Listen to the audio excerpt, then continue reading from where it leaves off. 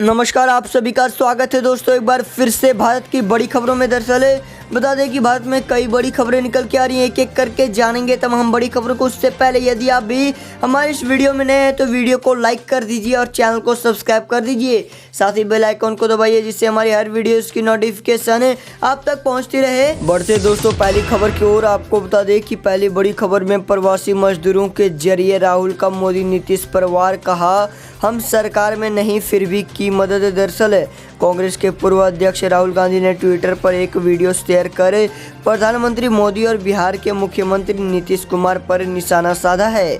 Video lockdown के दौरान अपने अपने गृह राज्य लौट रहे प्रवासी मजदूरों से जुड़ी हुई खबरों का है, जिसमें लॉकडाउन के दौरान प्रवासी मजदूरों के साथ हुए व्यवहार को दिखाया गया है।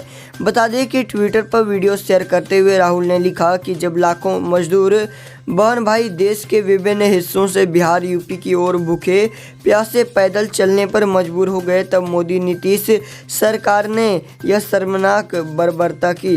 कांग्रेस पार्टी सरकार में नहीं है फिर भी हमने इस अत्याचार के खिलाफ मजदूर भाइयों की मदद की, यही सच है।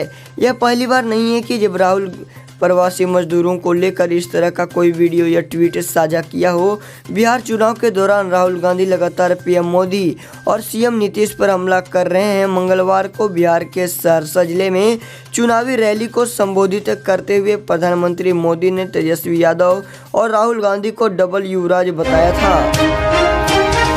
साथ ही बढ़ते हैं अगली बड़ी खबर की ओर। आपको बता दें कि अगली बड़ी खबर में दिल्ली सरकार से परमिशन के बाद बस सेवा शुरू। अब दिल्ली तक रोडवेज का पहिया फिर से घूमेगा। दरअसल अंतर्राज्यीय रूटों से खुलते ही अंबाला डिपो से दिल्ली तक रोडवेज का पहिया फिर से घूमना शुरू हो गया है। दिल्ली सरकार से परमिशन न मिलने के कारण अभी तक हरियाणा रोडवेज की बसें दिल्ली नहीं जा पा रही थी, जबकि अन्य राज्यों की सुविधा पहले से ही शुरू हो चुकी थी। लेकिन अब दिल्ली सरकार से परमिशन के बाद सभी राज्यों से दिल्ली बस सेवा फिर से शुरू हो गई है। बस सेवा शुरू होने से आमदनी भी लाखों तक पहुँच गई है। वहीं इंटरस्टेट मार्गों पर बसों के दौड़ने से यात्रियों को भी राहत मिली है और यात्रियों को समय की भी बचत हुई है। कोरोना की वजह से कई रूटों पर हरियाणा रोडवेज ने सर्विस बंद कर दी थी, जिससे यात्रियों को दूसरे राज्य की ओर जाने के लिए बार बार बसें बदलनी पड़ती थी, जिससे यात्रियों का समय बहुत खराब होता था। अब यात्री सीधे अपने गंतव्य स्थान पर पहुंच सकते हैं, जिससे उनका समय भी बचेगा और पैसे की भी बचत होगी। साथ ही बढ़ते हैं अगली बड़ी खबर की ओर। आपको बता दें कि सीएम योगी ने कांग्रेस पर साधा निशाना, बोले पहले इमरजेंसी थोपी अब पत्रकार को किया अरेस्ट। दरअसल रिपब्लिक टीवी के संपादक अर्नब गोस्वामी की गिरफ्तारी का मामला बिहार चुनाव में भी मुद्दा बन रहा है। बुधवार को एनडीए उम्मीदवार के पक्ष में आयोजित मधुबनी और कटिहार की चुनावी रैली में उत्तर प्रदेश के मुख्यमंत्री योगी आदित्यनाथ ने इस मामले को लेकर कांग्रेस पर तीखा हमला बोला। उन्होंने कहा कि कांग्रेस लोकतंत्र का गला घोंटती है।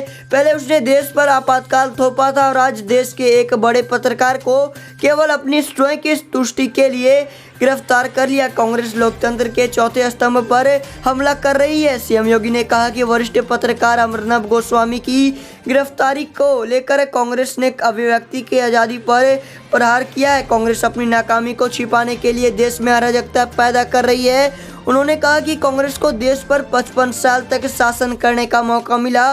लोकतंत्र का गला घोंटने का उसका पुराना इतिहास रहा है। 1975 में उसने देश पर इमरजेंसी थोप दी थी। आज भी आपने देखा होगा कि कैसे देश के लिए एक बड़े पत्रकार को गिरफ्तार कर लिया। साथ ही बढ़ते हैं अगली बड़ी खबर की ओर। आपको बता दें कि सोनिया राहुल के इशारे पर हुए अर्नब की गिरफ्तारी देश नहीं करेगा उन्हें माफ। दरअसल भारतीय जनता पार्टी अध्यक्ष जेपी नड्डा ने रिपब्लिक टीवी के editor in chief Arnab Goswami की गिरफ्तारी को शर्मनाक करार देते हुए कहा कि जो भी व्यक्ति प्रेस की आज़ादी और अभिव्यक्ति की स्वतंत्रता में विश्वास करता है वो गोस्वामी के उत्पीड़न और उनके खिलाफ महाराष्ट्र सरकार की कार्रवाई से गुस्से में है। उन्होंने गोस्वामी की गिरफ्तारी के लिए कांग्रेस अध्यक्ष सोनिया गांधी और उनके पुत्र राहुल गांधी को जिम्मेदार ठहराते हुए कहा कि नेताओं के निर्देश पर ही ये कार्रवाई की गई है और देश उन्हें कभी माफ नहीं करेगा। नड्डा ने बुधवार को ट्वीट कर कहा कि हर व्यक्ति जो एक स्वतंत्र प्रेस और अभिव्यक्ति की स्वतंत्रता में विश्वास करता है, महाराष्ट्र सरकार की अर्णब गोस्वामी की बदमाशी और उत्पीड़न पर उग्र है। यह सोनिया और राहुल गांधी के निर्देश पर की गई शर्मनाक कार्रवाई है। यह उन लोगों को चुप कराने का एक और उदाहरण है जो उनसे असहमत है। शर्मनाक है। भाजपा अध्यक्ष ने कहा कि भारत ने आपातकाल के लिए इंदिरा गांधी को माफ नहीं किया। भारत ने कभी भी प्रेस की स्वतंत्रता पर हमला करने के लिए राजीव गांधी को माफ नहीं किया और अब सोनिया राहुल को उनके बेशर्म और राज्य सत्ता के दुरुपयोग के जरिए पत्रकारों की आवाज दबाने, उनको धमकाने के लिए देश उन्हें कतई माफ नहीं करेगा।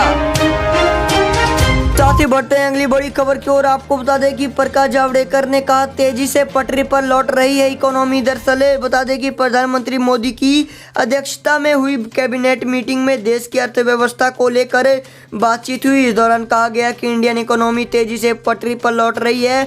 बैठक के बाद केंद्रीय मंत्री प्रकाश जावड़ेकर ने कहा कि हर सेक्टर से इकोनॉमी के तेजी पटरी पर लौटने के संकेत मिल रहे हैं। उन्होंने कहा कि अक्टूबर 2020 में बिजली की मांग 12% बढ़ी है। जावड़ेकर ने कहा कि खेती और रेलवे में बिजली की खपत उम्मीद के मुताबिक नहीं हो रही है, फिर भी देश में औद्योगिक गतिविधियों में बिजली की खपत बढ़ी है। उन्होंने कहा कि अब इकोनॉमी के सभी सेक्टरों से अच्छे संकेत मिल रहे हैं। अक्टूबर में जीएसटी कलेक्शन 1.05 लाख करोड़ रुपए रहा। उत्पादन के लिए इनपुट की खरीद भी बढ़ी है। स्टील के उत्पादन और निर्यात में बढ़ोतरी दर्ज की गई है। डिजिटल ट्रांजैक्शन में वृद्धि हुई है। वहीं भारतीय रेलवे ने माल ढुलाई से आमदनी में इजाफा किया है। केंद्रीय मंत्री ने कहा कि वित्त वर्ष 2020-21 की दूसरी तिमाही में अच्छी आर्थिक वृद्धि दर्ज की गई है। सूचीबद्ध कंपनियों का टर्नओवर और मुनाफा बढ़ा है। यही नहीं, अक्टूबर के दौरान निवेश और विदेशी प्रत्यक्ष निवेश में बढ़ोतरी हुई। उन्होंने कहा कि इन सभी संकेतों से साफ है कि देश की अर्थव्यवस्था तेजी से बेहतर स्थिति की ओर बढ़ रही है। इस दौरान उन्होंने बताया कि पीएम मोदी की अध्यक्षता में मंत्रिमंडल की आर्थिक मामलों की समिति की बैठक में हिमाचल प्रदेश में 1810 करोड़ रुपए लागत वाले 210 मेगावाट के एक हाइड्रो पावर प्रोजेक्ट को मंजूरी दे दी गई है।